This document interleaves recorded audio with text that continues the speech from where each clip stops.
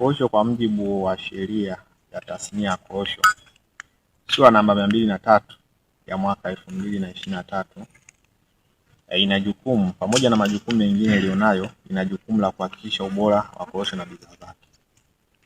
Hivyo katika siku ya leo tupo hapa mkoani Lindi tukitekeleza jukumu hilo kwa kuondoa korosho zote ambazo hazijakidhi viwango vya kuuzwa kupitia mfumo wa stakabadhi za ghala na zile korosho ambazo hazijakidhi viwango vya kubangulwa hapa nchini kwa matumizi ya ndani.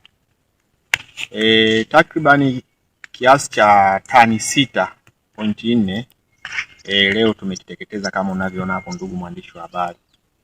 Tunafanya hivyo kwa lengo la kuhakikisha kwamba korosho zetu zinaendelea kuwa bora.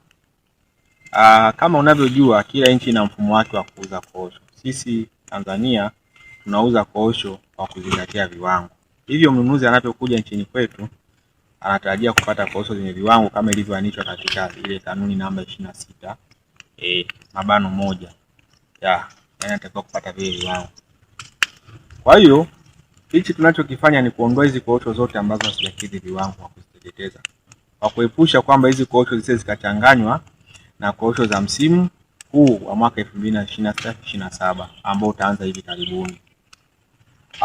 Lengo ni nini hasa? Lengo ni kujenga imani kwa wanunuzi. Kama tunavyojua, wanunuzi wakiwa wengi, ushindani unakuwa mkubwa na matokeo yake bei zinakuwa nzuri.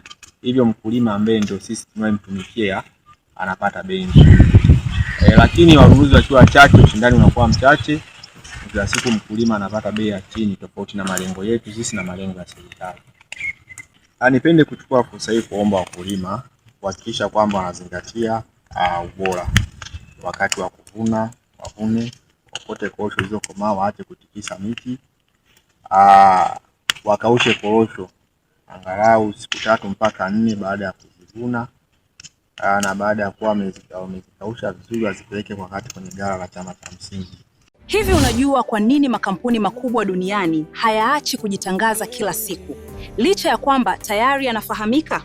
Sasa kama una biashara au kampuni lakini hujitangazi, customers wapya watakujua vipi? Na bila advertising, unategemea kukuza mauzo yako kwa njia gani? Ndio maana Global TV tunakupa nafasi ya kuitangaza biashara yako kwa audience kubwa ndani na nje ya Tanzania kupitia mitandao yetu ya kijamii. Advertising kupitia Global TV inaongeza brand visibility yako, inakufikisha kwa customers wapya na kuongeza nafasi ya bidhaa au huduma zako. Na habari nzuri zaidi, bei zetu za matangazo ni rafiki. Iwe una biashara ndogo, ya kati au kampuni kubwa, kuna nafasi inayoweza kukufaa. Usiache biashara yako isubiri kugunduliwa. Ipe visibility inayostahili. Anza kutangaza nasi. Wasiliana na Global TV leo na tuipeleke brand yako mbali zaidi. Global